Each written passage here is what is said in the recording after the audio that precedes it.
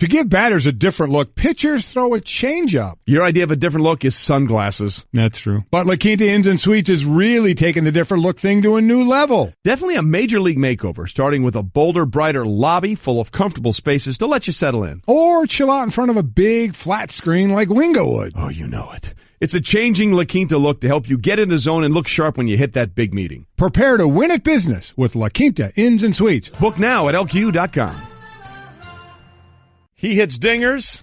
He's got a rap video a little bit and all this other stuff going on. Big Al's going to be part of the show a little bit. Little League World Series sensation, Mike. How you feeling about that?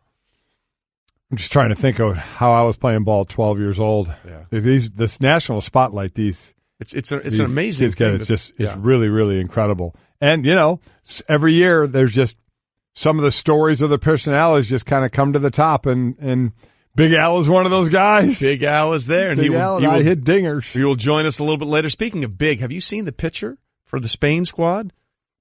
6'1", 248 You think pounds. he has to walk around with his birth certificate? I'm assuming there will be some questions. No doubt about it. It's amazing when you get into that competition. I remember when Jake played AAU basketball, and he was very tall for 13, 14 years old. He was already like 6'3", 6'4". Right. And we'd all the time produce the birth certificate of people just not believing it. Right. And I'd imagine it happens a ton. I mean, go back to what was it, Danny Almonte? Yep. That whole age discrepancy situation in the Little League World Series, and that kid is a monster. 6'1", 248 pounds. But again, Big Al is a sensation, so he'll join us a little bit later. Glad you're with us on this Tuesday morning. Golic and Wingo, ESPN Radio, ESPN News. We are presented by Progressive Insurance. All phone guests will join us on the Shell Pennzoil Performance Line. You can get in touch with us through the 1-800-Flowers.com Twitter feed at Golic and Wingo, or call in 860-506-5505. Now, because today is National Senior Citizens Day, we got off on a tangent about movie theater discounts and coupons and sneaking things into the movie theater, and it's been the predominant thing on our Twitter feed, and people have called in quite a bit about what they bring into the movie theater under the auspices of a very large coat. Hey, this is Ted from Cincinnati, Ohio. It's not the weirdest thing I've snuck in, but I was working at a movie theater when the Sex and the City movie came out, and I guarantee you I found about 30 bottles of wine during one showing of that movie. I don't know how they snuck them in, but 30 bottles of wine. 30 bottles. Yeah, if you want to get in, you got to find a way. I was about to say. Got to find a way. Listen, I'm not even mad. I'm impressed. The best thing I've already heard is the guy telling us about his, I don't know, I forgot if it was girlfriend or wife, bringing in all kind of drinks in a purse that looked like a cooler. Yeah. And I immediately Googled it, and there are purses out there that have the insulation of a cooler. So it looks like you're just carrying your purse. You have all kind of drinks in there. It's awesome. What do we always say in golf? You got to have a partner. There you go. You got to have a partner. That certainly works. And this hour of Golic and Wingo is brought to you by La Quinta Inns and Suites. Book at LQ.com and win at business. And let's start with what's trending. And Monday Night Football on ESPN last night, we saw Andrew Luck's first game back at Lucas Oil in almost 600 days. Mixed results. He went 0 for 3 with a red zone interception on his first 2 drives. He played 5, 6 of 13 for 50 yards. He took 2 sacks. The Ravens won the game in a stat that no one matters, 20-19, but Luck looked a little rusty. Yeah, he did. The red zone interception made you kind of think back the last time you saw him on the field when he was forcing passes. He forced that one in the red zone, just a bad pass, bad decision, picked off, sacked a couple of times. Again, your left tackle's not out there, your top wide receiver's not out there, so they weren't at full strength. It was just nice to see him out there throwing the ball. Another step in the process for him. Quickly on the other side for Baltimore, Lamar Jackson struggled again with his accuracy. It is going to bring the question of, are they going to keep 3 quarterbacks? Right.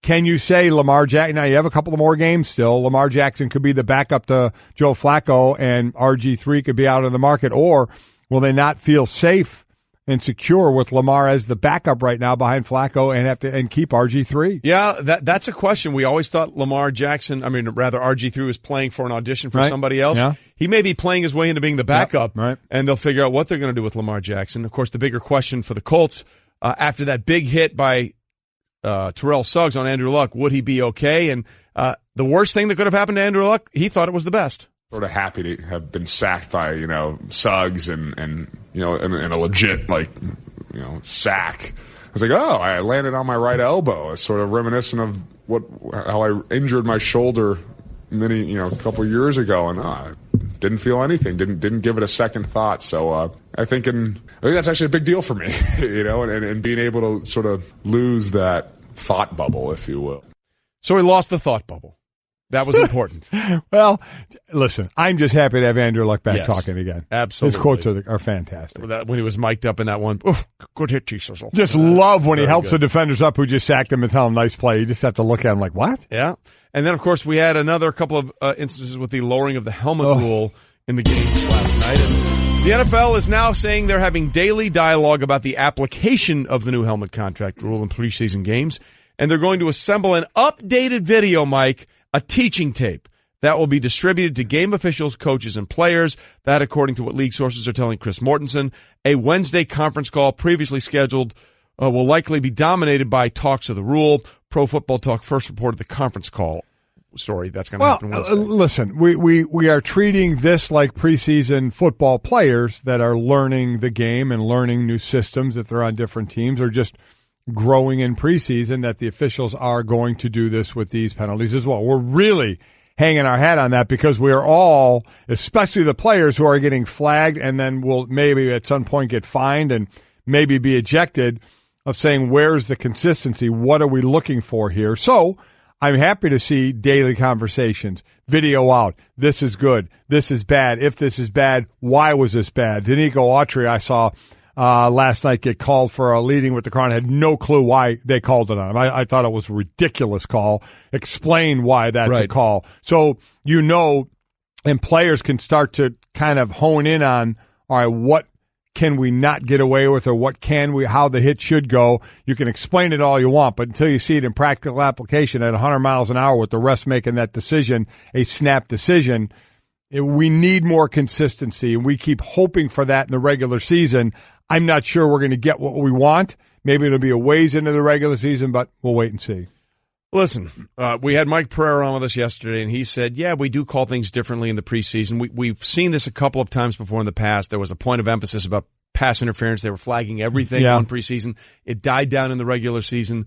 But if the NFL is saying this is about safety, can you really have it die down in the regular season? So we'll see how it plays out. But there just seems to be a lot of confusion, Mike. A lot of confusion, and if you're throwing a lot of flags, I certainly don't see a whole lot of flags on the running backs dropping their heads out in the open field. Which, by the way, was a rule they put in a couple of years ago, and they showed a couple of examples, and then it just went away. Yeah. Now you're saying everybody gets a penalty. Again, watch Autry get the penalty that he got yesterday as a DN chasing down a screen, and then watch one of these running backs go into open field and drop their head at full speed, and you tell me one gets called and the other doesn't? You want to talk about major inconsistency. Well, wasn't there, I think there was a play between the Texans and I can't remember who it was, but it was a fullback that caught a pass, a swing pass, and the cornerback went to tackle him, and the fullback sort of lowered his pads, and the quarterback went down low to try and tackle him, and the cornerback got called. What's he supposed to do? He's getting run over. I go back to the Jets and Isaiah Crowell on a touchdown run. Everybody in the world lowered their head, including him, and nobody got a flag on that, and two guys got hurt, including Crowell on that thing. So, I mean, what are we doing? Not sure, and that's why they're having this daily dialogue, is because we're having this daily dialogue. Well, pretty interesting things happened in baseball last night in one game. The A's routed the Rangers 9-0 thanks to 4 home runs, but that wasn't the really interesting thing. Chris Davis hit his 37th home run, and he did it with a very special message on his jersey. Yeah, there was a young man there through the Make-A-Wish Foundation, 10-year-old Anthony Slocum, who was in remission from a rare cancer, and Davis wanted his autograph. So Slocum signed Davis's jersey right on the back, big signature on the back. And Chris Davis said, I'm not changing my jersey. Yeah. I'm playing the game with his signature on my back. And he hits a towering 438-foot home run. And he said, running all the way around the bases, all I did was think about that kid and how happy he was. And he said that was a cool thing. That is a very, very cool situation there. Absolutely. Yeah. And it's certainly tightened up the race now in the AL West, as we've got 3 teams within 3.5 games of each other. So things are really, really getting interesting in the AL West. Speaking of baseball, by the way, there's a lot of interesting things that happened over the weekend in baseball, but one thing stood out more than anything else, Mike, and that was a strike right over the plate. Wow. By Sister Mary Jo Sobieck, a nun at Marian Catholic High School in Chicago who played both volleyball and softball in college at St. Scholastica in Minnesota, but she threw out the ceremonial first pitch for the White Sox, and it was a strike from the rubber, and I'm calling it a sinker. I think she threw a sinker. There's no doubt about it. So we are delighted to be joined now on the Shell Pennzoil Performance Line by Sister Mary Jo, the Marian Catholic High School theology teacher and one heck of a pitcher. Sister Mary Jo, thanks for being with us. It sure didn't look like you had any nerves going up to the mound there as you did the bicep bounce with the baseball before you threw it, and then you drilled a strike. Well, fellas, I wanted to be confident enough and yet nervous enough to be on my game. As athletes, I think you understand that, right? Oh, absolutely. Without question. So you do tell us about your athletic background, and one of the reasons you were picked to do this is because of your athletic background. So fill us in on that. Well, I think my God-given gift, I know my God-given gift and ability has been my athletic prowess. That's definitely, God has coordinated me with all of that. And so I started playing organized sports when I was in 5th grade. Our neighborhood had what was called the Parochial Athletic Association. So all the Catholic schools in the area would play each other. And so I started playing in 5th grade, volleyball, basketball, and softball, and I just continued that through high school and college. So that's really when it started. Well, listen, now I'm saying that you threw a sinker because that was what I saw. I thought you threw a sinker that just dropped down perfectly into the strike zone over the plate. Was that your intent? I want to say yes, but no, it was not my intent. I just wanted to throw hard and get it in the zone. And I think after throwing so many over the years, I must have something on it. I can't tell you how I did it, though. Sister Mary Jo joining us on the Shell Pennzoil Performance Lines from Marian Catholic, located in south suburbs of Chicago Heights, celebrating their 60th anniversary. That's why they were at the Sox game, and Sister Mary Jo throwing out the first pitch. Was there talk at all that you would have to throw it not from the mound, but in the front of the mound? And if so, did you say, not happening, I'm throwing from the mound? I asked. I said, can we throw from the mound? And he said, oh, yeah, they give you the option. You can throw from the grass. You can throw from the mound. And I said, okay.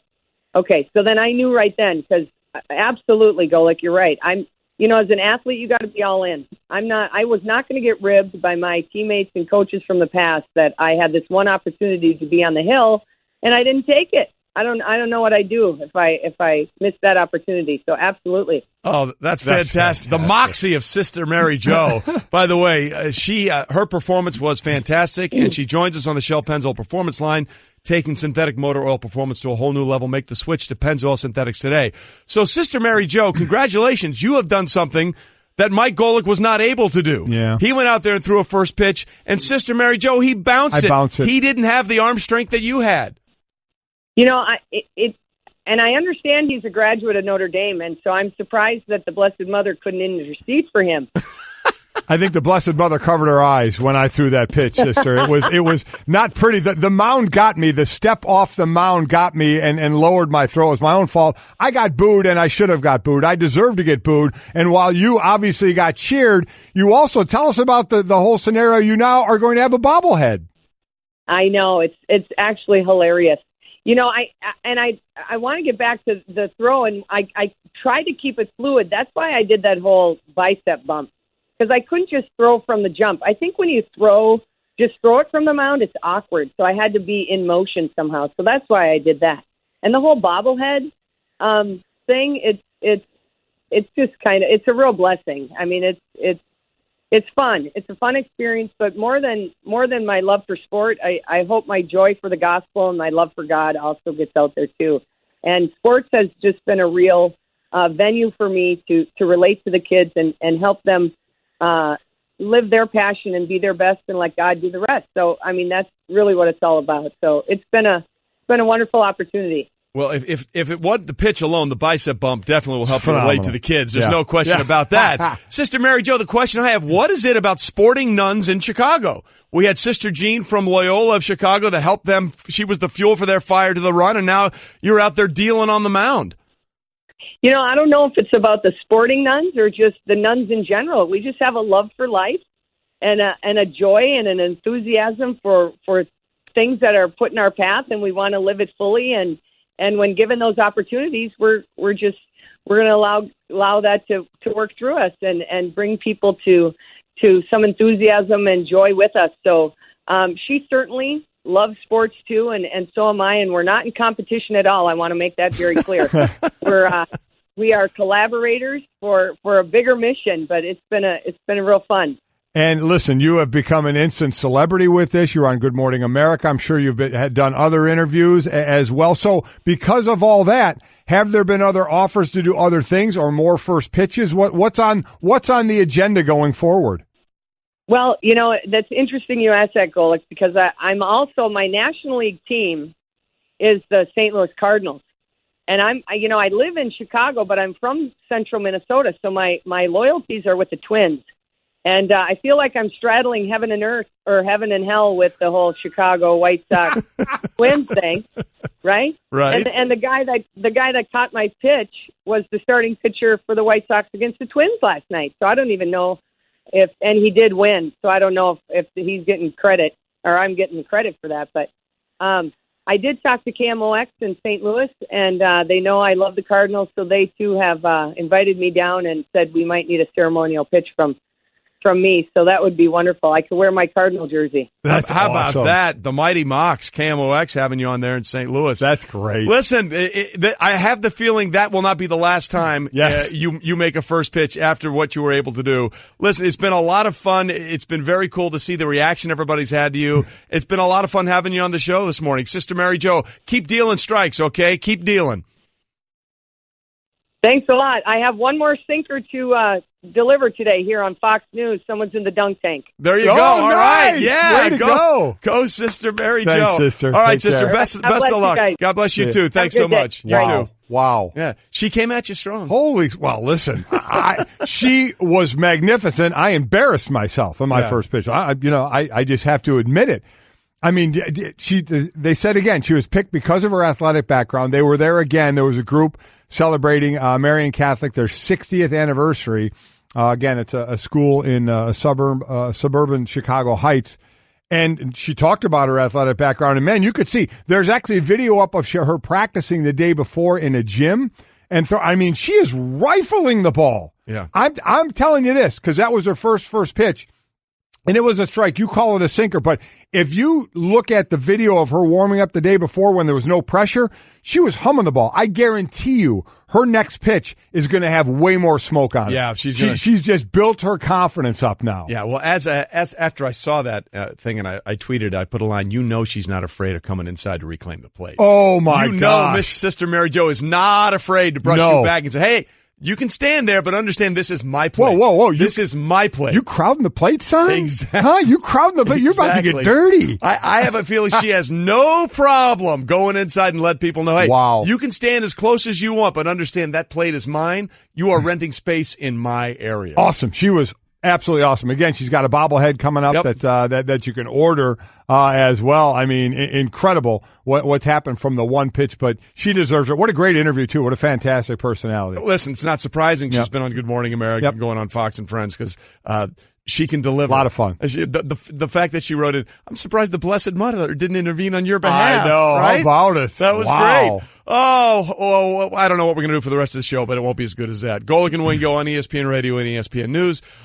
We are presented by Progressive Insurance. And a reminder, one more time, folks, we will be live from New Jersey this Friday covering the Giants-Jets matchup. It's also part of ESPN's radio fall football tour, brought to you by Grainger, the products and services you need, and more importantly, when you need them.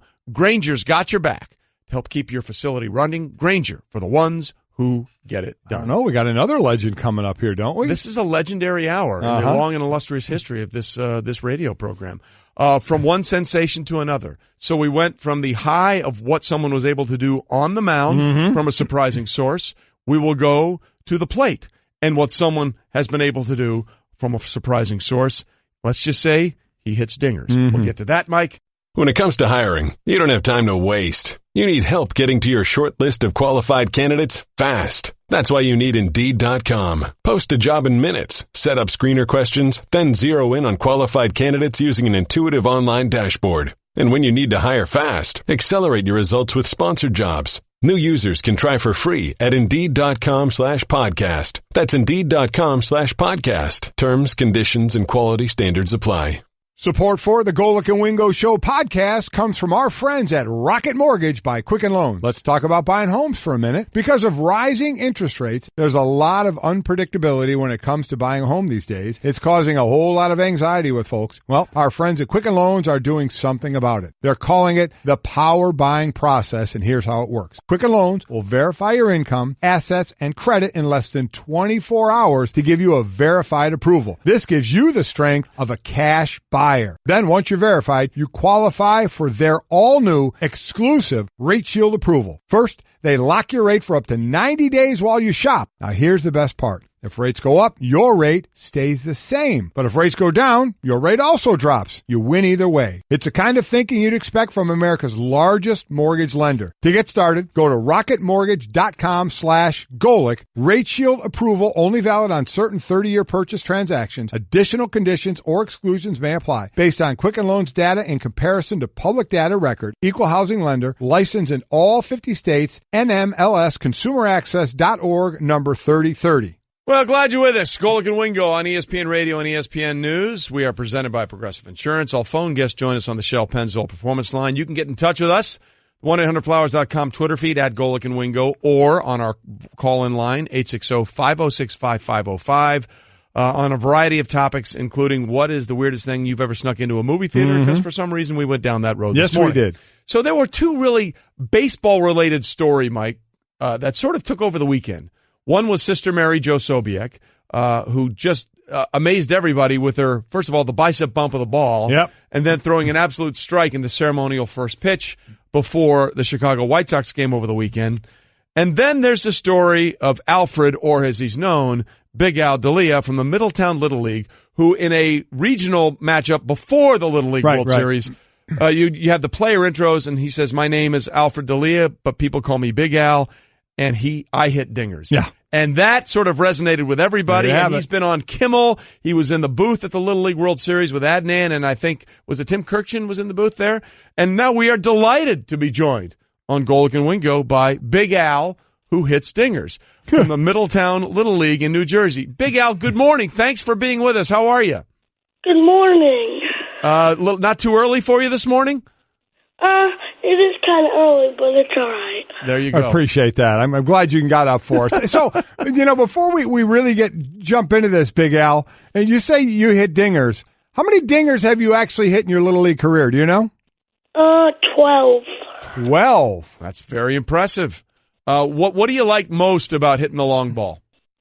The bat flip.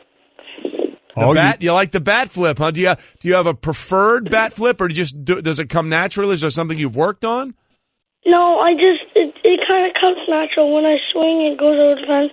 I kind of like toss the bat towards the fence, like towards the dugout. How about the trot, Al? How about the trot around the bases? Do you like to really kind of move around the bases, or do you like to take your time and admire your shot? I like to take my time and admire my shot. There you go. Big Al with us this morning. Alfred Big Al Delia, Little League World Series legend, is already here. Now, listen, when you did that player intro, Al, did you have any idea that so many people were going to find that so interesting? No, I had no idea. And what has been your reaction to everybody's reaction to you? I don't know. Really, just shocked.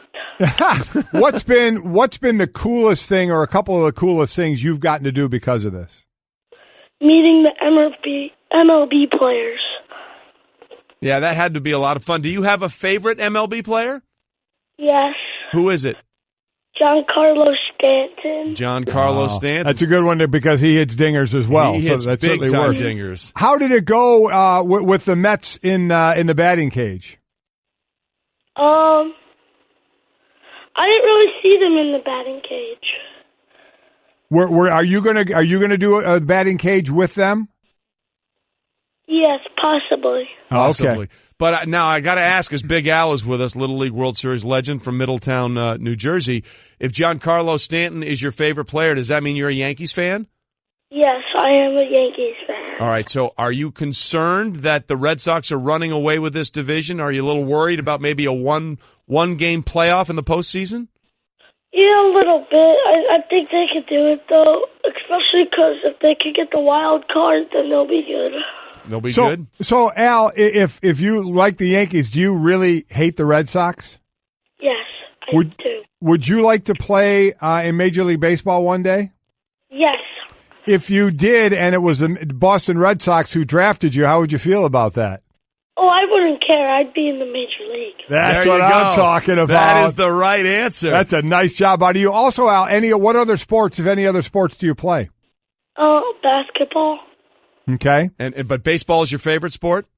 Yeah. What do you love most about baseball besides hitting dingers, Al?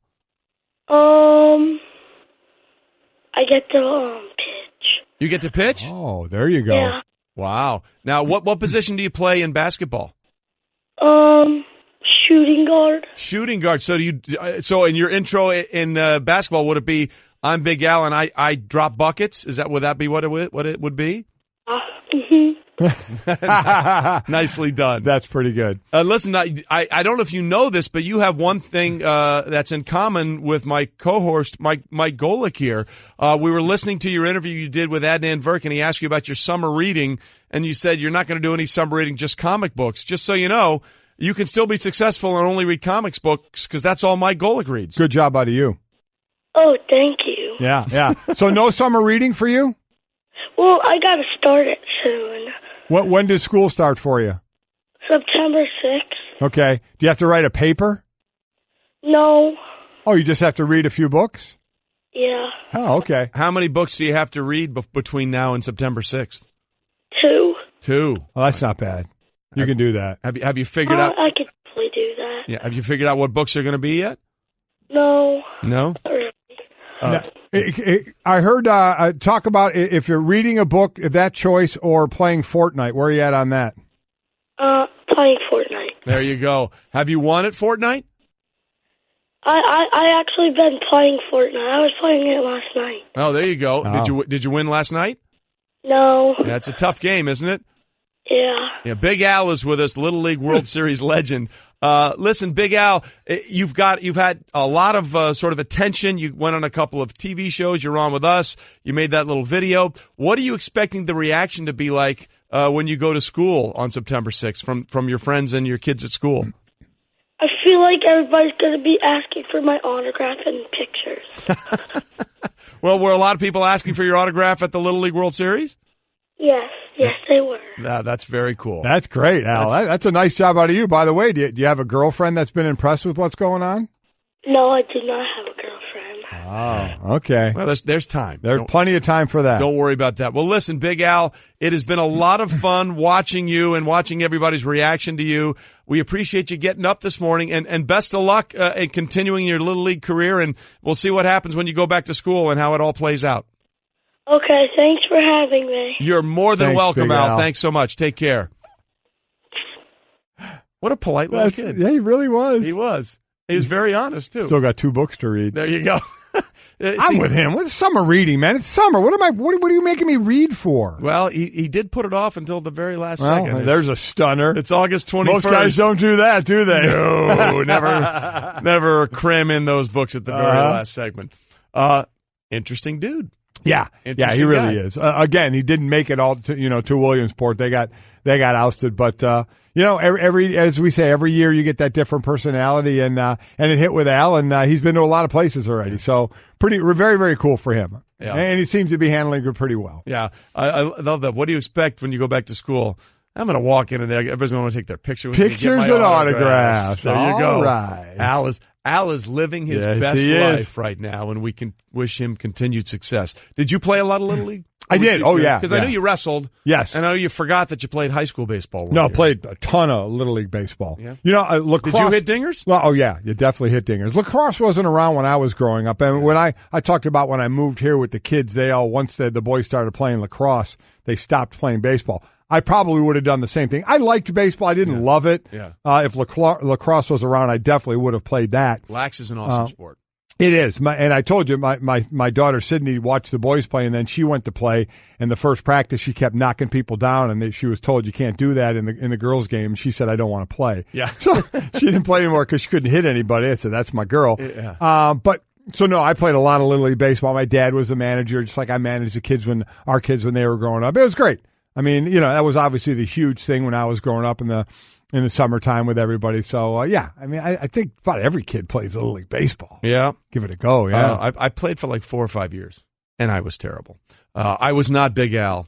I did not hit. You did not hit dingers? I was a singles hitter. The toughest thing about baseball is you can play there's so many leagues or games or things to play in that if you wanted to or it can, if you're part of a team and you're playing out, you can take up the whole summer. It can take a lot of time. It can, and I don't know how your kids felt about it when my son played baseball. He's like, Dad, I just stand there a lot. Yeah, I just stand there a lot. So that's why he gravitated toward other sports. Yeah, yeah. It's kind of the same thing when the kids put down the bat and picked up the lacrosse stick. Yeah. And realize I can hit somebody with this stick, and with a bat you can't do that. Plus, it's really hard to hit a baseball. Yeah, that also true. And that was a seminal moment. Yes, I get to hit somebody, and I get to hold a stick. Cool. Yeah, no question about it. All right, listen, we wish all the best for Big Al. He is the king right now in terms of Little League World Series sensations. But the king of all kings no longer sits atop his throne, Mike, in a shocking development. We'll tell you about that. To give batters a different look, pitchers throw a changeup. Your idea of a different look is sunglasses. That's true. But La Quinta Inns and Suites is really taking the different look thing to a new level. Definitely a major league makeover, starting with a bolder, brighter lobby full of comfortable spaces to let you settle in. Or chill out in front of a big flat screen like Wingo would. Oh, you know it. It's a changing La Quinta look to help you get in the zone and look sharp when you hit that big meeting. Prepare to win at business with La Quinta Inns and Suites. Book now at LQ.com. Bologna, a lunch meat, a bologna sandwich. Bologna, nonsensical talk, a bunch of bologna. So there's 2 definitions. My bologna has a first name, it's O-S-C-A-R. My bologna has a second name, it's M-A-Y-E-R. Oh, I love to eat it every day, and if you ask me why, I'll say, 'cause Oscar Mayer has a way with B-O-L-O-G-N-A. Oh, there's a reason we're playing this. Sports Center brought to you by Sport Clips. Do your hair a favor by checking in online and arriving just in time for your Sport Clips MVP haircut experience while you surround yourself with nothing but sports on TV. Great cut, massaging shampoo, hot steam towel. Claim your spot today. SportClips.com/check-in. All right, Golic and Wingo with you on ESPN Radio and ESPN News. Again, you can get in touch with us through the 1-800-Flowers.com Twitter feed at Golic and Wingo or our call-in line, 860-506-5505. We've got some great voicemails about what they've snuck into the theater. We'll get to that in just a little bit. But, Mike, something amazing has happened. The king of pop is no longer the king of the charts. And I am really surprised by this. I am as well. Thriller had been the number 1 selling album of all time for years. This, according to the Recording Industry Association of America. For years it had been, but they hadn't tallied up a lot of things in a while. So they did recently, and Thriller has been passed. That's the number 1 selling album. The number 1 selling album is now the Eagles' Greatest Hits album, 1971 to 1975. Well, the interesting thing there, that album, the Eagles' Greatest Hits, they had like 20 other greatest hits they did. After 1975. I mean, they could have so many greatest hits. The Eagles, that album was released in 1976. It's now 38 times platinum. Wow. That's 5 more times than Thriller. Wow. And again, there's a wide gap there. The last time the RIAA tallied sales for greatest hits, 71 to 75, was in 2006. And then when it came up 29 times platinum, sales and streams for Thriller were last updated last year. So again, the platinum part of that, when it was like albums that you sold, was a million albums. So you consider what 38 times platinum is. But now with streams, they have a different formula and such. But is the Eagles' greatest hit? Oh, by the way, so now the Eagles' greatest hit 71 to 75 album is number 1. Michael Jackson's Thriller is number 2. You know what number 3 is? Is it Michael Jackson Off the Wall? No. Eagles Hotel California. Is it really? Yes, at 26 times platinum. All right, so you got Eagles number 1 and 3 all time. Now, let me ask you this. Do you think it's unfair because we're looking at a greatest hits album as opposed to a single album that wasn't a compilation of greatest hits over time? There are certainly a thought to that. Obviously, The Thriller was not that. It was just a normal album, not a greatest hits album. Although you could make a very compelling argument it could be, that it was a greatest hits album with all the number one hits that came off of that. Now, listen, I get it. They had more number ones, I think, off that album than any other single album that wasn't a greatest hits compilation. However, I would like to offer up the idea that perhaps musically, not in terms of sales or number one hits on the radio, musically, that wasn't even Michael Jackson's best album. You don't think so? Off the Wall was a tremendous album. Listen, Michael Jackson. Off the Wall is one of the greatest albums of all time. Just musically, Don't Stop Till You Get Enough, Working Day and Night, Rock With You, Off the Wall, She's Out of My Life. I mean, those were great songs. There's not much Michael Jackson didn't do musically that wasn't great. That's also true. I mean, he was fantastic. And for me personally, Eagles could be my favorite band of all time. It's the song I chose when I got to sing in front of 20,000 people. It's an Eagles song I sang.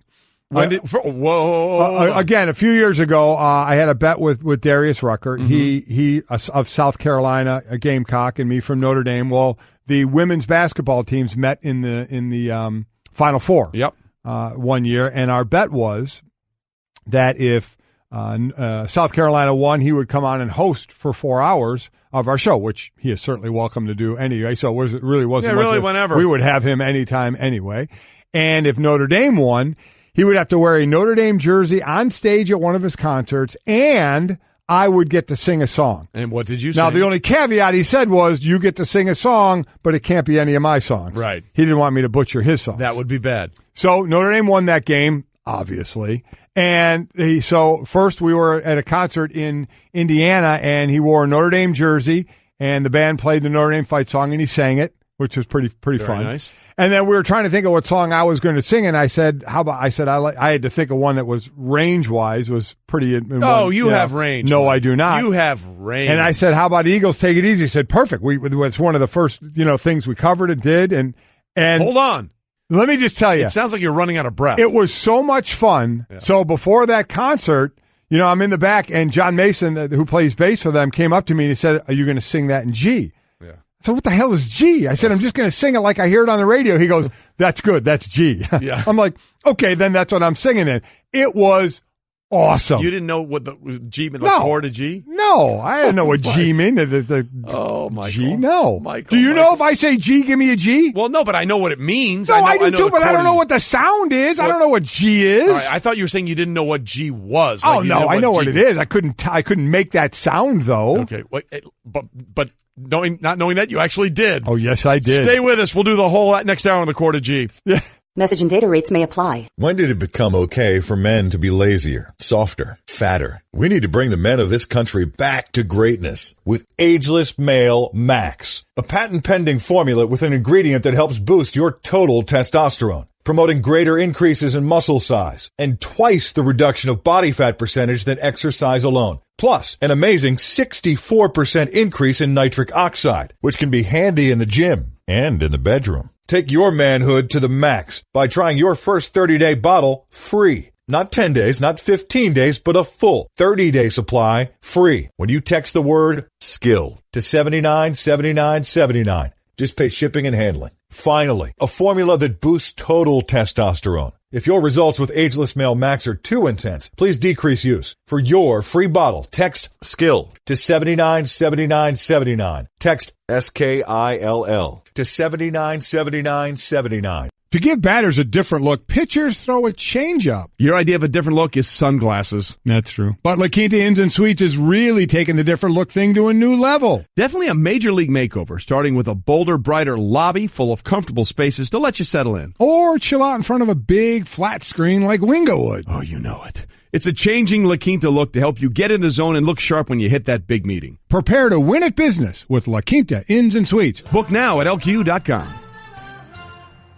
August 21st. Former NFL quarterback Jim McMahon turns 59 today. Wasn't that fun? The preseason AP poll. Alabama tops the rankings again, third straight year. Clemson number 2, Georgia at number 3, Wisconsin 4th, Ohio State 5th. A meeting involving the Ohio State Board of Trustees will be held this Wednesday at 9 a.m. Eastern to discuss, quote, personnel matters related to the investigation involving Urban Meyer.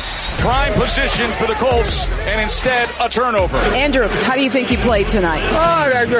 Not very well, but it was fun. Sister Mary Jo, congratulations. You have done something that Mike Golic was not able to do. Yeah. He went out there and threw a first pitch, and Sister Mary Jo, he bounced it. He didn't have the arm strength that you had. And I understand he's a graduate of Notre Dame, and so I'm surprised that the Blessed Mother couldn't intercede for him. Wow. Yeah, she came at you strong. Wow. Nice. What am I going to say back to her? Nothing. No. Or you'll get wrapped on the knuckles. Yep. And brushed off the inside of the plate. Been there. I was about to say you have. I got wrapped on the knuckles quite a few times. But have you ever had an unbrush you off the plate? No. Because you know Sister Mary Jo is not above pitching inside. Nope. To reclaim it's her plate. Her portion of the plate. You may be standing there with a wooden object, but that is her plate, and you stand there at your own peril. We had Sister Mary Jo earlier on in the show. Glad you're with us. Golic and Wingo, ESPN Radio and ESPN News. We are presented by Progressive Insurance. All phone guests join us on the Shell Pennzoil Performance Line. You can get in touch with us, 1-800-Flowers.com, Twitter feed at Golic and Wingo, or you can call in 860-506-5505. Lou Riddick, our NFL front office insider, is here. Before we get to the straight talk, Lou, which you do so well, we got off on a remarkable tangent this morning. Yeah, we did. We started talking about movie theater discounts. We did because of AARP cards. It's National Senior Day today, right? Yeah. Senior Citizen Day, whatever it is. And it's that day. And then we were asked if we had our AARP card. I said, I have mine. I said, it's one of those things when you first start getting info about it, you throw it away because you don't want to believe you're there. And then you realize there's some pretty good discounts. So you hang on to it, and one of them is at a movie theater, to which we brought up the question, which everybody has done. What food have you snuck into a movie theater? Food or beverage. Or beverage. This is going to sound bad. I swear, I've never done that. Get out of here. I've never done it. Come on, you're the one, huh? I'm that guy. I you know what? Maybe I'm not. You know, in some areas of life, Trey, believe it or not, I'm just not very aware. Okay, and I'm not aware of the fact that maybe I should take some of my own stuff into the movie theater, because I'm one of those guys. Look, this is the worst for me. I'm not a guy who looks at prices enough. Yeah. Okay. Yeah. I'm not very mindful of that a lot. You're of that times. rich, are you? No. It's actually how much that cost? You know, I don't it's pretty know. bad. Like the very first car I bought, I remember my rookie year in Atlanta. Like I'd never even looked at the sticker. I had never negotiated or nothing. I was like, I want that car. They were like, you do? Yeah. I was like, yeah. And they kind of looked at me, and I looked at them. I'm like, what? Yeah. Just open the doors up and drive it out. Wrap it up and give it to me. That's pretty much what I did. And I remember telling people that, and they were like, you're so stupid. You don't know anything about stuff like that. I'm like, well, I guess I don't know anything about taking stuff in the movie theaters. Well, let me either. ask you this. What was the car? It was a GMC Typhoon. It was like the turbocharged SUV back in 92. That was like the thing. Yeah. But looking back on it, it was kind of Oh, man. 85, my year, I got an IROC. Hey, the T-tops. Oh, yeah. Hey, my sister used to have a Mustang GT with T-tops, and I used to take that out to school, out to Pittsburgh, and everybody thought I was like getting paid. I was like, this is my sister's car. There you go. Okay. but you announced your presence with authority. Absolutely. 5.0. All right. Our front office insider, Louis Riddick, here joining us in studio, giving us the Straight Talk, brought to you by Straight Talk Wireless, best phones, best networks, no contracts. Before we get in to football, what was the last movie you went to the theater and watched? Avengers, Infinity War. Okay. When was the last time you didn't watch tape of a game? Of a football game? Yeah. The last time I didn't? Yeah. Well, since I just watched some last night. Be a long time, right? It'll be, But that's why he is who he is. He had to think about the last movie he walked into a theater. He can't remember the last day he didn't watch it. Yeah, that's my life, man. Okay. Well, let's dive in. Okay, Monday night last night, we had the Ravens at the Colts. Let's get into the Colts side of it first. Andrew Luck, 6 of 13, red zone interception, first time playing in front of the home folks in almost 600 days. Mm-hmm. Looked pretty rusty to me. What did you see? Yeah, he did. It looked like a very conservative, controlled approach by him, meaning like he was throwing the ball between the numbers. He wasn't pushing it further than 20 yards down the field, air yards. Now, maybe that's by design. Maybe he just doesn't want to do it yet in game conditions. Maybe they're telling him not to. I just would like to see him in game conditions, cut it loose on one like deep 20, 25-yard come back on the outside the TY or something like that, just so you could actually see him really crank up his arm and go, okay, there's no issues with it. Because until I see him do it in a game, I'm going to sit there and go, all right, that's the final hurdle. That's the final one. Just launch a post route and let's see you air it out 35, 40 yards in the air and not have any problems. If you remember, even before Andrew got hurt, he never has been the big arm guy anyway. Right. He has a very smooth, almost like deceptive throwing motion. And now with the injury, you start to go, okay, is that still just who he is, or is he holding something back? Look, the interception down there in the red area, he even said, that's just a bad decision. Yes, that's is. just, and that happens. I'm not worried about that at all. I just want to see him cut it loose the way he used to on one of the more difficult throws, and then it's just business as usual. Let's just go from there. And then we're going to have to see how the protection holds up. Yep. Now, I didn't have your left tackle, and then Sizzle got his sack from that side. But what have you seen from, you get Kelly back at center, he's been nicked up a bit, and the top old lineman, Quentin Nelson. Yeah. We'll watch a lot of him, especially he was better known as a run blocker, but Harry Heastand, his coach now at the Bears, really helped him blossom into a pass protector as well. What have you seen early out of him? Because that's something that's going to be huge for Andrew, is that protection. No question. Look, I think obviously Quentin will do what he needs to do, and Kelly will do what he needs to do at center. Look, I think what's going to happen here, what's going to really help this group overall, if this becomes an offense that becomes totally unbalanced again as far as run-pass ratio, their tackles aren't good enough to hold up against the likes of Jacksonville and even Tennessee in their own division. And the Texans, for that matter. Look, they'll eat Andrew up again. What will slow that down is they better be able to run the ball better and get themselves in situations where, when you have the run threat, you have to play the run on the way to rushing the passer, and it'll slow you down just a tick so he can get the ball off. That's going to be important for him. Otherwise, look, I know Frank Reich has said this. I know he has said Andrew needs to help out himself and help out the offensive line by getting the ball out of his hand quicker, because it's going to save him from getting hit and it's going to help his offensive line out. But look, I still don't think 1 through 5, they're where they need to be yet on the offensive line. They're not a 40, 45, 50-time drop-back type of team. They'll get him just beat up again if they have to resort to that. Well, with that in mind, as we're talking to Louis Riddick, our front office insider here in the NFL, did you see enough out of the running game? Because I was expecting to see more out of the Colts running game, and it was kind of non-existent. No, it's not. And you know what? You couldn't get a feel for just what their identity will be. I'm sure, in preseason it's hard. It's hard to really establish that and understand what you're going to be. And the first week of the regular season could look much, much different as far as their commitment to it. But look, I think Frank Reich is one of the better offensive coaches in the NFL. And coming from where he just came from with Doug Peterson in Philadelphia, they understand the importance of running the ball and staying balanced as far as it relates to the health of your quarterback. So they're going to try it, Trey. It's just that every coach goes into a game trying it. And you know how offensive play callers are, especially in this league now. If they don't get 4 yards off that first carry, all of a sudden it's just like, well, we're not doing that again. They flip the car over and they're like, well, let's dial up some of these right here. And you know what? I wouldn't blame them anymore in this league as far as throwing the football, because, this is a whole nother discussion. I'm sure we'll talk about it a little bit. I'm throwing the ball all over the place in the league now because you can't tackle anybody. You can't hit them hard. Yeah. Receivers should feel more emboldened than ever. Will. Throw it down the field, throw it in the middle of the field because they won't hit me. Yeah, believe me, we're going to get to that. Let's talk about the other team last night, Lamar and the quarterback. Lamar Jackson struggling. He's doing what we saw in college. He runs well, but throwing, he's inaccurate, 41% for the preseason. Mm-hmm. But it brings up the bigger question now, and from the front office days for you, of keeping 2 or 3 quarterbacks, 2 teams. And we kept talking about RG3 is auditioning for another team. Yep. Can you get rid of him? Can you make Lamar Jackson your backup for that team? And then the Jets. Are those 2 teams that can afford to just have 2 quarterbacks? Yep. Probably more with the Jets with Darnold and McCown, but even with Teddy Bridgewater. So the Jets and Baltimore, 2 or 3 quarterbacks on the roster. Yeah, with Baltimore, I would be inclined to believe that they're going to keep 3 just to make sure that they have all their bases covered. Because as good as Lamar hopefully will be, would you really want to, on a team right now that I think is set up to really challenge for a wild card spot? I don't know if they're going to topple Pittsburgh in their division. You don't want to leave it to him at this point in his development if something happened to Joe. So I think they'll keep 3.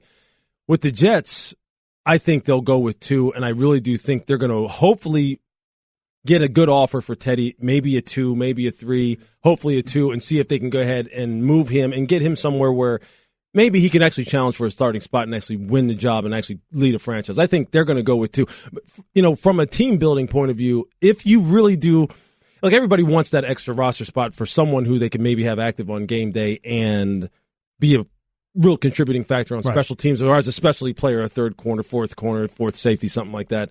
Although I'll tell you what, I'm interested to see how team building changes in the future, especially given some of the changes on special teams. If people value it the same way and feel as though it's something that really, from the coverage unit perspective, because that's really what special teams is about. Special teams is about trying to find guys who can cover and help you change field position in that manner. And if the game from that standpoint is not fundamentally looked at as being as important as it was in the past because of the rule changes, will people really, grind their gears as far as trying to find special teamers anymore? And will you see more three quarterback rosters? Right. Just because you know how important that position is. Correct. And you cannot go skimp. You can't skimp on that position. And all that is an insurance policy for a guy who's basically going to stay. You want to stand there the entire game and do nothing. That's why we pay all that money to insurance, just in case the worst thing happens. That's right. The one thing we know about the Colts is this training camp report is brought to you by Progressive Insurance, protecting your small business. It's a big deal. Cover what you work so hard for. Visit ProgressiveCommercial.com, and that's what we're talking about, covering what's important to you with quarterback depth. Yeah. The one good thing that came out of Andrew Luck missing that year is they got to feel pretty good about their quarterback situation, having not only him but Jacoby Brissett back there. So they're in good shape. But you mentioned Teddy Bridgewater. He's played very well.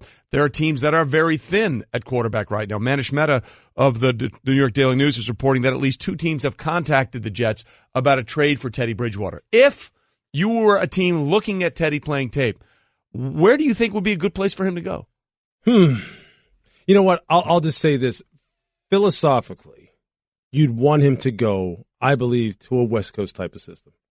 As good as Teddy has looked in the short and intermediate game, if you remember when he was starting in Minnesota, the one thing that Mike Zimmer, I believe, and I remember him getting frustrated about, was that Teddy wouldn't push the long ball. And he wouldn't give them that explosive play component, pushing the ball down the field.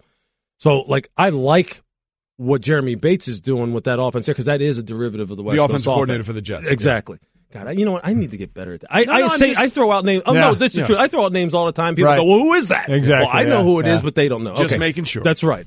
So, I think he needs to go to that style of offense. Now, who would run that style of offense? Let's see. Who's running a derivative of the West Coast? Really, I mean, if you think about it, Washington would be a good place for him, although Colt McCoy is probably one of the more valued backups right now because of how his skill set is exactly like Alex Smith. So that would be one.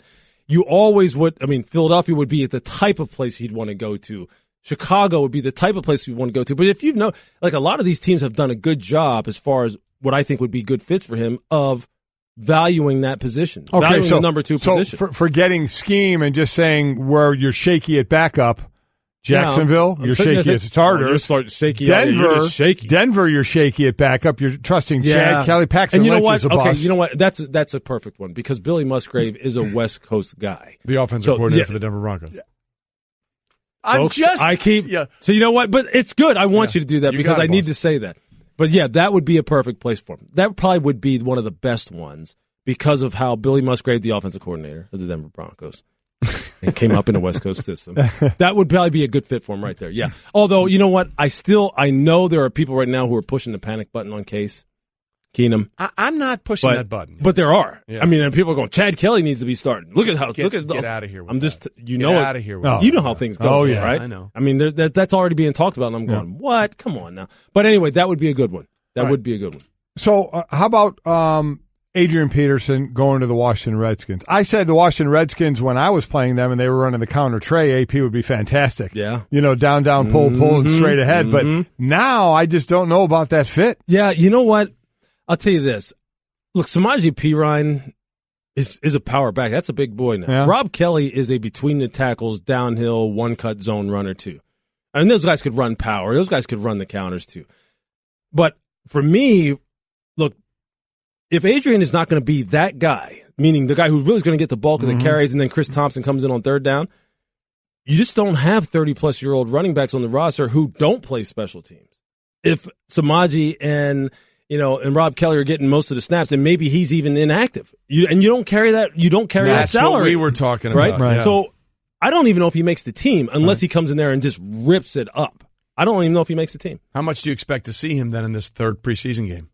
It's funny. You're going to have to find out, right? Exactly, because you're sitting there going, every time he runs the ball, you're like, yeah, get up.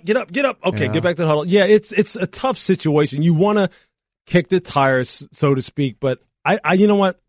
the more I talk that through and think about it and think about how those guys look at it, meaning GMs and scouts and all, they're like, look, unless he comes in here and looks like 2,000-yard Adrian, we're going to go with the young guy. Yep, I agree. So it's basically a glorified tryout. Pretty much. That's exactly what we're talking about. Is and Louis Riddick, he'll go and make the team and rush for 50. Yeah, how about it? Well, if he does, he's tried out well. You know, he did. Louis Riddick, our front office insider, is here with us, and of course, I love the language here in the Chris Mortensen story about the helmet rule. The NFL is having a daily dialogue about it now. Oh yeah, yes, because everyone else is having a daily dialogue about it. Obviously, you were a defensive player. You played defensive back. It's just been so confusing. And we had Mike Pereira on, a former VP of officiating, who now does a great job as the Fox NFL rules analyst for their broadcasts.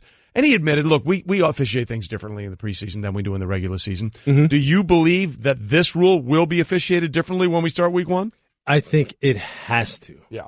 Otherwise, yeah, but that doesn't mean it will. You know what? Okay, well, if it isn't, if it's officiated anywhere near the way it's being officiated right now, we've got a problem. Yeah. We just do. Look, we all know. And see, people, I'm actually hearing people starting to say now, well, all they're trying to do is make the game safer for the player. I know, okay? Well, you shouldn't hit with your helmet in the top of your head. I know. We never were taught to spear anybody, okay? And a lot of the examples that they show where they're talking about a player being in a parallel position with his head down, I've never been put in a tackling drill where someone said, put your head down, look down at the ground, spear the heck out of this guy. Missile somebody. Nobody teaches us, so we know that there's nothing new. Okay, so what's new here? Okay, what we're talking about is, all right, if you are, look, it's a game of leverage, right, Mike? I mean, you know, when you're hitting the sled all the time, it's all about leverage, flat back. Okay, your head, you cannot get that low to the ground and have your head be perfectly straight up and your eyes are going to be down to some degree. To me, it's always been basically the forehead. Exactly. The forehead part. Okay, so if you have your head off to the side of someone and hit them with your shoulder, like what happened in the Texans 49ers game where the gunner came down and tackled the guy and his head was off to the side, but he hit him hard, that cannot be a penalty. No. You can't call that kind of play. And Lou, the thing that drives me crazy is, that big spearing play that people, for lack of a better term, they call it the kill shot, get in there and jump. They're trying to get rid of that, and that's fine. And we're seeing players actually not do that now. Right. Square people up, wrap them up and tackle, and that's getting flagged. Absolutely. Look, that's the thing when that your drives me safeties nuts. are breaking down and using their shoulder and you're still throwing the flag, they got to be losing their minds. You cannot play safety anymore at a very high level in the league as far as being a tackler is concerned. And because, remember the Kyle Fuller play against the Denver Broncos where the running back, I think it was Janovich, 32, the running back, catches the ball in the flat, turns, sees Kyle, lowers his pads, puts his head down. Just like some of the things you used to see, like I remember in basic Pop Warner, put your head down and get all you can, right? Oh, yeah. Puts his head down. Kyle has him lined up to where he's going to hit him maybe mid-chest. Turns his body to the side, hits him with his forearm and shoulder. Kyle's head comes down. Janovich's head comes down, and he basically changes the target area. Right. Has nothing to do with what Kyle did. And there's the play. They flag Fuller. Yep, and they flag Fuller. And, unreal. And it's just like, what are you supposed to do there? Yeah. It's impossible. If they're going to call those kinds of plays, Trey, we're going to be in for a long season. Well, we're holding our breath, hoping that this is just the preseason and it's going to change because there's doing things for safety and there's just doing things that are going to change the way guys play. And I'm almost fearful of then the guys trying to decide how they're going to tackle. There's no question they're going to. And they're still letting the running backs drop their heads for the most part. Absolutely. And here's the other one, all right? Remember, they wanted headshots gone. Right. Okay, that's great. I get it. You can't hit people like Jack Tatum and George Atkinson used to hit people. We know that for years. Exactly. So they're saying go low. Well, players hate that, but okay, let's go low. Now, it's a penalty if you touch a player's knees with your helmet. Right. You tell me, because I don't think I could possibly do this. You tell me how you could saw someone off at the knees and not have your head get involved.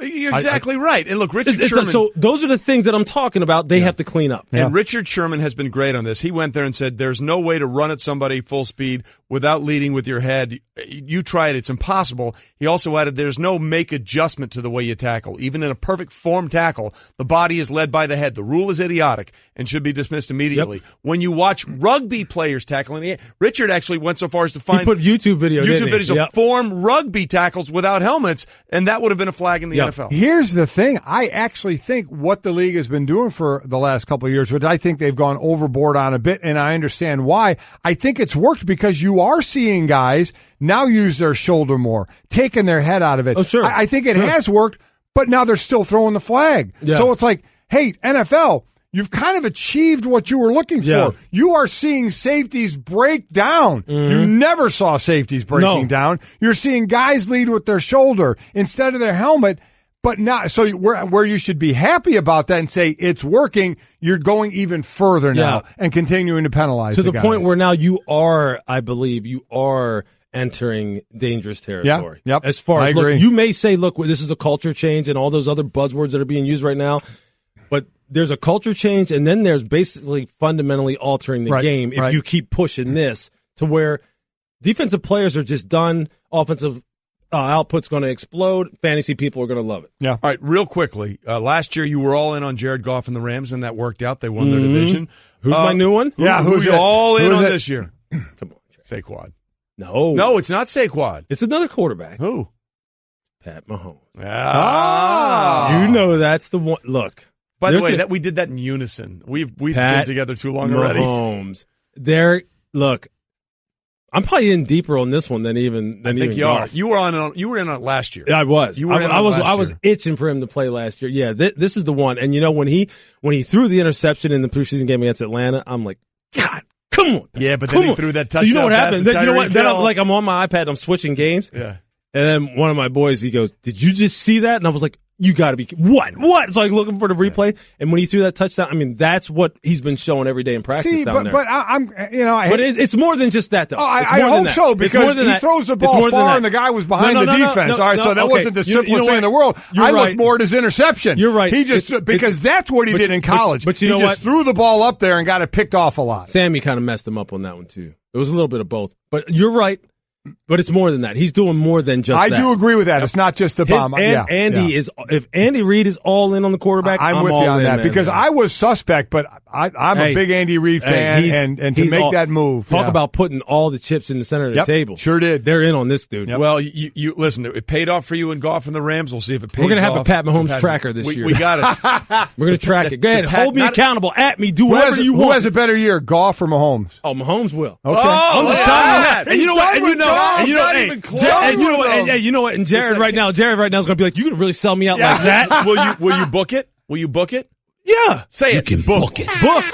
There it is. Book it. Book it. Pat, look, I said this. I said Pat Mahomes will be a top 10 quarterback in terms of passer rating. Book that too. Yeah, there we go. You can book it. Book it. Hey, I'm not scared. I'm not scared. Oh, if you're scared, get a dog. And go ahead and you can add old takes exposed or freezing cold takes or whatever, all that stuff. Whatever. I stand behind it. Awesome. We're on the Pat tracker here with Lewis and Riddick. Riddick.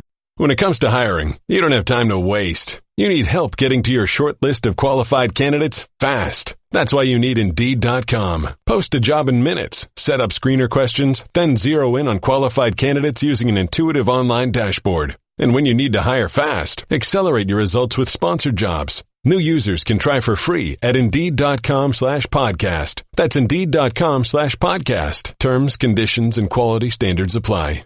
Support for the Golic and Wingo Show podcast comes from our friends at Rocket Mortgage by Quicken Loans. Let's talk about buying homes for a minute. Because of rising interest rates, there's a lot of unpredictability when it comes to buying a home these days. It's causing a whole lot of anxiety with folks. Well, our friends at Quicken Loans are doing something about it. They're calling it the power buying process, and here's how it works. Quicken Loans will verify your income, assets, and credit in less than 24 hours to give you a verified approval. This gives you the strength of a cash buyer.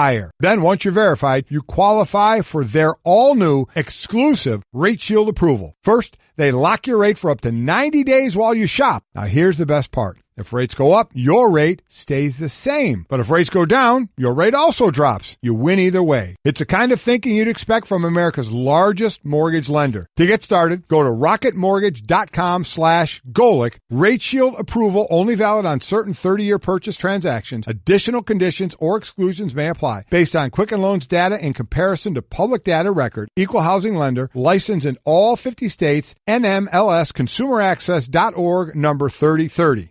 During the NBA season in 2017-2018, Kevin Love became suddenly the voice of mental health issues by NBA players. He wrote a very long article on the Players Tribune about some of the struggles he's had.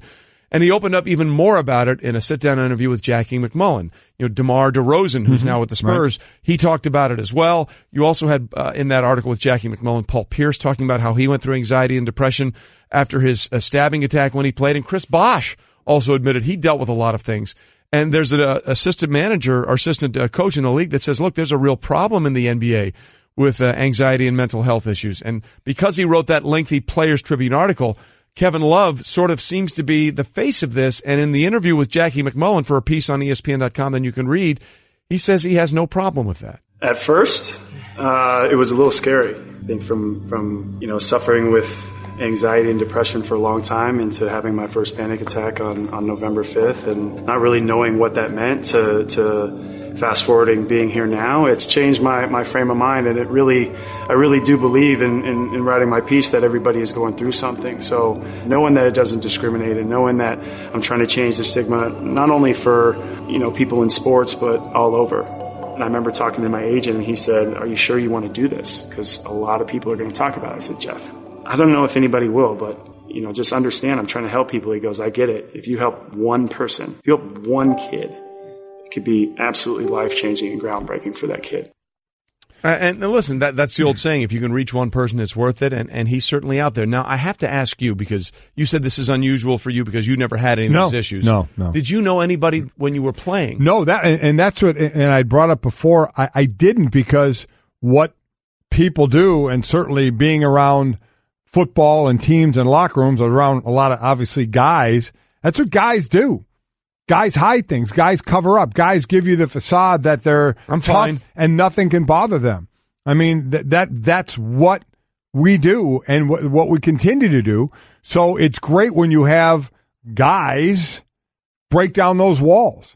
Now, basketball is different than football in the everyday or in every play kind of battle that you have. That's why hearing Brian Dawkins in his Hall of Fame induction speech talk about some of the issues he had and the depression that he had and things like that. I mean, that's when you hear what Kevin Love and DeMar DeRozan were talking about, the thought, and my son brought it up earlier, and he's right, to have a current football player, if they're going through that, talk about that, you would hope that it would be received. It seems NBA, those players really can open up more and are heard more by other players. And is empathy the right word, or understanding maybe? In the football world, does that get used against you? All of a sudden, are you deemed soft, which is, to me, and even Kevin Love said, it's a ridiculous statement for a professional athlete. Yeah. I mean, you've made it that far. I mean, you've got to have something about you. Even guys at the end of a roster in any professional sport are still some of the best in the world at what they do. Correct. Okay? I mean, that's just the way it is, that 99% of other people can't do. So I think you kind of lose that, especially at the pro level of saying, you're soft. But in a physical sport like football, every single play is a battle, and you try and exploit any weakness of your opponent. Do you get the same understanding that you seem to get in the NBA? Would you get that in the NFL if a current player? You would want to believe that. You would want to. But all I can do is relate to my times there. Listen, again, I never went through what Kevin Love went through, so there's no way I can speak upon that. But what I can speak upon is understanding now and being more open about it. And let's look at it as a tool to help possibly others there.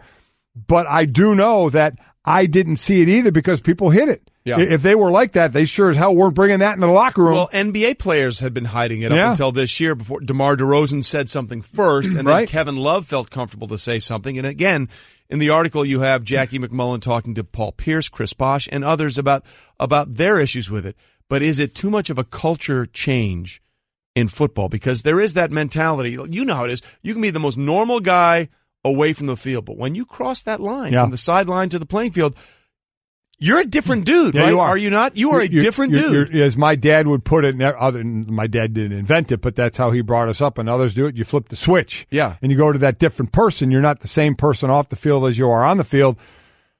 You would hope that there would be that understanding of, okay, this crosses the line of I'm going to try like Jonathan or Randall would do, and reading the bio. John Randall reading the bio of players and kind of using some of that stuff against them on the field. You would hope something that wouldn't be used, but I don't know. Yeah. I mean, I don't know. It is a different world out there, and what is used to try and gain an advantage. But, I mean, what Kevin Love and DeMar DeRozan and Paul Pierce and Chris Bosh, what these guys talked about. And they're right. If they can help somebody, whether it's one of their peers or whether it's somebody younger, is going through issues and feels like they can't open up about it, it seems, and I'll continue to say I don't know about it, but it certainly seems the more you can open up about it and have it accepted or people understand you more, it's got to be better for you. I would think that's obviously a common sense thing, but I certainly know in my sport there's a whole lot of maybe machismo acting going on. No, I got to be that tough guy out there. Yeah, well, listen, kudos to Kevin Love and DeMar DeRozan for all those coming forward. And let's see if this has a trickle-down effect in other sports, including, as you said, the very confrontational machismo world of the NFL. Coming up, are the Giants going to be a playoff team in 2018? Eli Manning weighed in on that, and we'll have that for you, Mike. I just saved hundreds of dollars by switching to Geico. I should have done this years ago.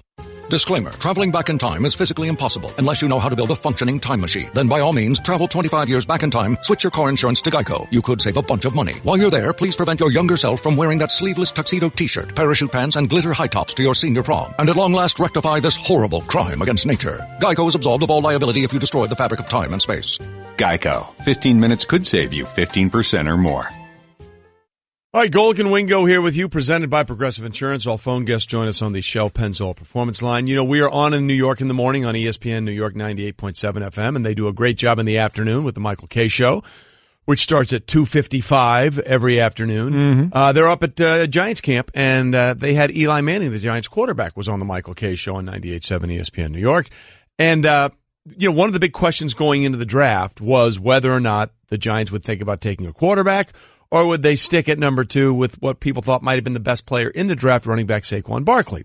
Well, they had Eli Manning on to talk about it, and he said the selection of Saquon Barkley, was very good for the team and also very good for him. No doubt, no doubt. They made the decision, and they trust that that I can still play, and I want to prove them correct. I want to prove that they're right. They made the right decision. I can still play at a high level and lead this team. No doubt, no doubt about that. He was happy. No doubt, no doubt. Had to be happy they didn't take a quarterback, huh? Yeah. Listen, it was a message that said we're trying to win right now, and we believe in you. Yeah, we believe in you at least for a few more years. We're getting somebody, actually a couple of people early on in Saquon Barkley and Will Hernandez, the left guard, that could to go with Nate Solder. So they've redone the left side of their line that we think can help right now to make us a contender right now with a healthy Odell Beckham Jr. back as well.